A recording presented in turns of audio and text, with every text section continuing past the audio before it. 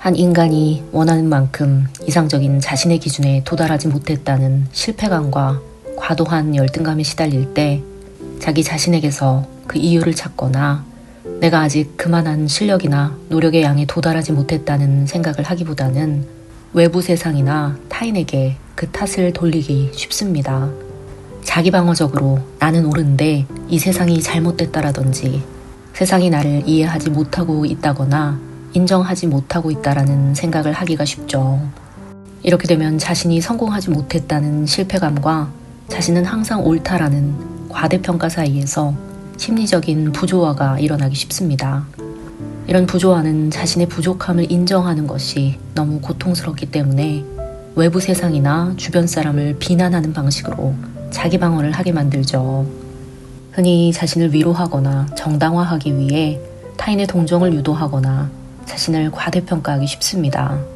이런 경우 겉으로는 자존감이 높다라고 믿고 말하지만 실제로는 내면의 자존감이 매우 불안정한 상태죠.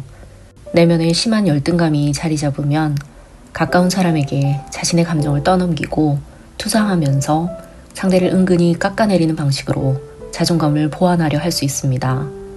특히 자아 효능감이 낮고 자아가 약해지면 무의식 중에 인간관계에서 우월한 위치를 점하고 싶어 하기에 가까운 사람에게 수시로 자존감을 끌어내리는 말을 하면서 자기도 모르게 상대를 통제하면서 자신에게 의존하게 만드는 방식으로 자기 가치를 증명하려고 하기도 합니다. 상처받은 자아는 자신이 느끼는 부족함과 결핍을 외부에 감추려는 방어 기제를 발동시키죠. 이 때문에 무의식 중에 자신이 통제할 수 없는 무력감과 불안을 해소하기 위해 관계에서 우월한 위치를 점하려 합니다. 상대를 은근 끌어내리거나 약한 위치에 두면 자신은 상대적으로 우월하다고 느끼죠. 이 때문에 타인을 의존적으로 만들거나 자신의 우월함을 유지하려고 합니다. 이때 나의 부족함을 인정하기보다는 나는 아무 문제 없다 라는 자기 합리화를 유지하려 하죠. 또한 자기 효능감이 낮은 경우 왜곡된 세상에 대한 관점을 가진 경우가 많습니다. 이런 사람은 세상을 제로섬 게임으로 인식해서 내가 약하면 상대가 강하고 내가 강하려면 상대가 약해야 한다는 왜곡된 사고를 갖게 됩니다. 이 때문에 상호 보완적인 관계 대신 우월과 열등의 구조를 만들고자 하죠. 우리는 흔히 상대를 말로 깎아내린다고 해서 갑자기 자기 자신이 객관적으로 우월해지는 것도 아닌데 왜 그런 행동을 하는지 의문을 가질 수 있습니다. 실제로 타인을 깎아내리는 말과 행동은 객관적으로 그 사람을 우월하게 해주지는 않지만 즉각적으로 고통스러운 열등감과 무력감을 해소해주기에 진통제의 역할을 하죠. 특히 열등감이 강한 사람은 비교하려는 경향이 강합니다.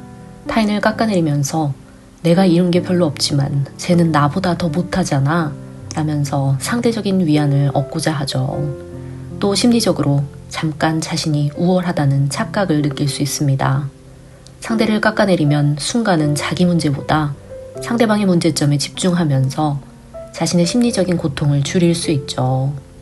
또 열등감이 심해지면 타인의 평가에 지나치게 민감해지기에 주변 사람을 깎아내려서 자신에 대한 평가를 조금 덜 두렵게 만들고 주변 사람의 가치를 더 낮게 만드는 데 집중할 수 있습니다.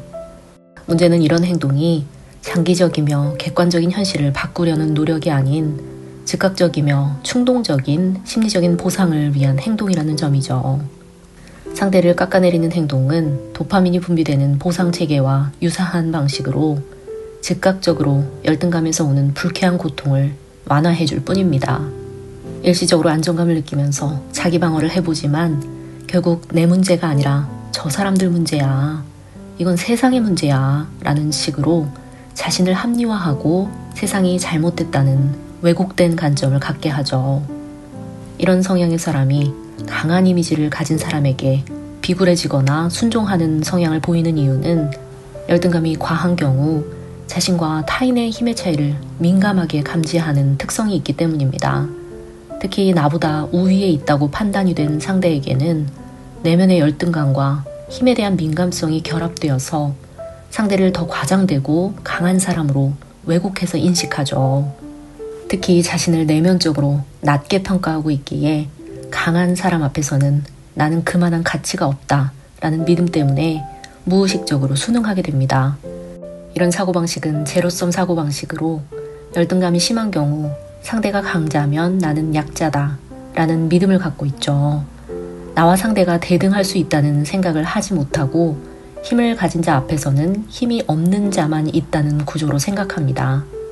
이렇게 깊은 열등감에서 비롯된 상대방을 깎아내리는 무의식적 행동 속에는 상대방이 기분 나빠한다는 사실을 인지하지 못하고 자기중심적으로 자신의 위안을 얻기 위해 행동한다는 측면이 있죠. 특히 실제 있는 사실을 이용해서 상대를 깎아내리면서 수동적인 공격을 하게 되면 자신이 직접 책임지지 않으면서 상대에게 심리적인 타격을 줄 수 있습니다. 열등감이 강한 경우 자기중심적인 사고에 갇혀있기 때문에 상대방이 어떤 기분을 느낄지 충분히 예측하지 못합니다. 이 때문에 상대방을 자기 마음대로 해석하거나 자신이 느끼는 불편한 감정을 상대방의 탓으로 돌리는 식으로 이어지죠. 열등감이 심하면 불안과 분노, 질투가 함께하기에 심리적으로 매우 고통스럽습니다. 이를 즉각적으로 해소해야 하기에 상대를 깎아내리면서 잠시라도 여기에서 벗어날 수 있습니다.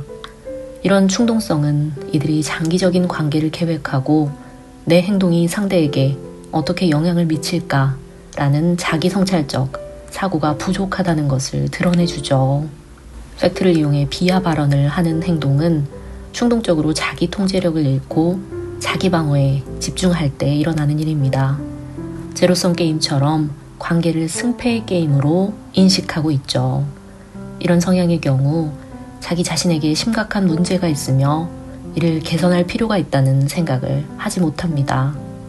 나에게 문제가 있다 라는 사실은 자기 가치에 큰 타격을 주면서 심리적으로 견딜 수 없는 어려운 일처럼 느껴질 수 있죠. 또 나에게 문제가 있다 라는 것을 인정하려면 과거의 실패와 상처를 직면해야 하기에 이를 부정하고 외면하고 싶습니다.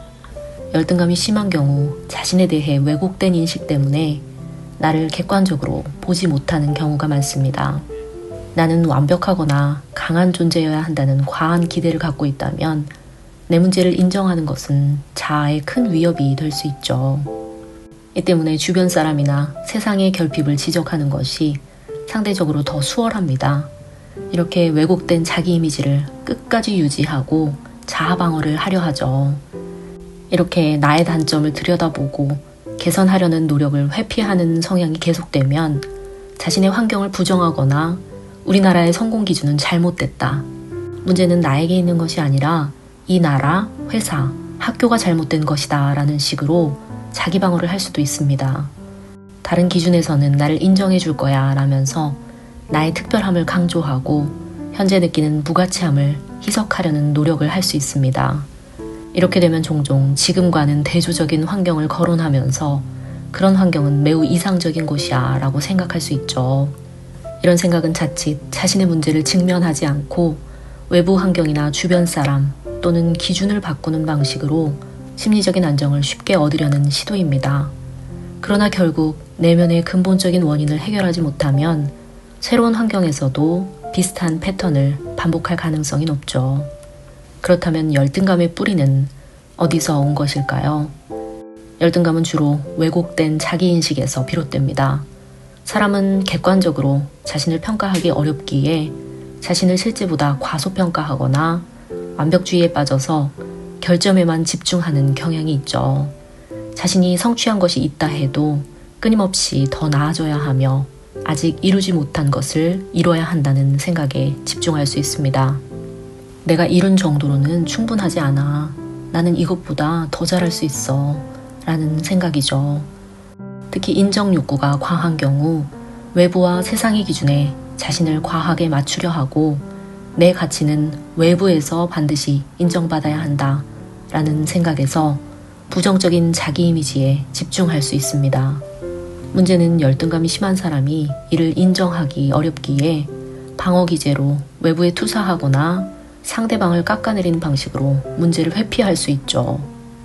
또 내가 가치 없는 존재라는 왜곡된 생각 때문에 우울증과 불안을 경험합니다. 현실 감각이 높은 긍정적인 사람의 경우 자신의 현실과 상황을 있는 그대로 직시하고 감정적으로 불안해하기보다는 논리적으로 문제를 해결하려 합니다. 또 현재 자신의 처지를 수용하고 이를 개선하기 위해 실질적인 노력을 하죠. 이때 타인과 비교를 통해 자신을 채찍질하기보다는 나만의 속도와 방식대로 자기 자신의 삶을 개선하는 데 초점을 맞춥니다. 그러나 현실을 외면하고 이상향을 쫓으면서 현실을 회피하는 경우 현실적인 목표가 아닌 비현실적인 목표를 쫓기가 쉬우면서 현재 상황을 직면하지 못했기에 현실에 바탕을 둔 노력을 하기 어려워지죠. 이상적인 자기 이미지에만 집중하기에 불편감과 열등감을 수시로 느끼면서 주변 사람들에게 경쟁심과 분노를 느낄 수 있습니다. 좀 더 현실적인 사고방식을 갖기 위해서는 경쟁의 본질과 성공의 정의를 재구성해야 합니다. 경쟁은 인간 본성의 일부지만 모든 성공이 반드시 타인을 이겨야만 성취되는 것은 아니죠. 승자가 되어야 행복하다는 믿음은 타인과 비교해서 이겨야 한다는 상대적인 관점에서 성공을 바라보기 때문입니다. 성공의 기준을 외부가 아닌 나만의 내적인 목표로 바꾸면 남과의 비교 없이 성공감을 느낄 수 있습니다. 주변 사람들과의 순위에서 1위가 되는 것보다는 내가 진심으로 원하는 일을 안정적으로 하면 그게 성공이다 라는 식으로 내적인 자기만의 성공 기준을 세워야 하죠. 타인을 이기는 것보다는 스스로 성장하는 것에 만족을 느낄 수 있습니다. 타인을 압도한다는 기분보다는 내 잠재력을 끌어올린다 라는 기분이 더 낫죠. 또한 경쟁에서 질 수도 있지만 이는 반드시 실패를 의미하진 않습니다. 경쟁에서 졌다는 것은 자신을 개선할 기회와 지표가 되어줍니다. 내가 경쟁에서 지는 것으로 피드백을 받았구나 라고 생각하고 왜 졌는가를 분석하고 다양한 전략을 모색할 수 있습니다. 승자만 행복하다는 믿음은 심리적인 함정이 될 수 있습니다. 나의 행복은 나의 성장, 건강, 경험의 다양한 측면에서 오는 종합적인 감정이라는 사실을 알아야 하죠. 인간의 삶이 승자와 패자를 나누는 제로섬 게임이라는 생각보다는 윈윈 게임을 통해 주변 사람과 내가 모두 성공하고 만족할 수 있다는 믿음이 필요합니다. 누가 이기는가 보다 이런 선의의 경쟁에서 어떤 가치가 창출되는가, 또 나의 삶에서 이것이 어떤 의미와 행복을 주는가와 같은 내면의 소리에 집중해야 하죠. 과도한 열등감은 세상을 제로섬 게임으로 왜곡해서 바라보고 타인이 성공하면 내가 실패하는 것으로 인식하며 세상을 승자와 패자의 이분법으로 바라볼 때 생겨납니다. 이는 타인의 성공을 위협으로 느끼게 하고 내가 뒤처졌다는 느낌을 강화하죠. 이런 왜곡된 사고는 나의 성취보다 타인과의 비교에 집착하게 합니다. 또 외부의 인정에 집중하게 되고 성취를 이룬다고 해도 그 정도로는 부족하다는 생각에 끊임없는 악순환에 갇히게 되죠. 정체가 없는 외부 인정에 의존하면 끊임없이 더 많은 인정을 필요로 하고 스스로 내면의 자부심을 갖출 수 없습니다.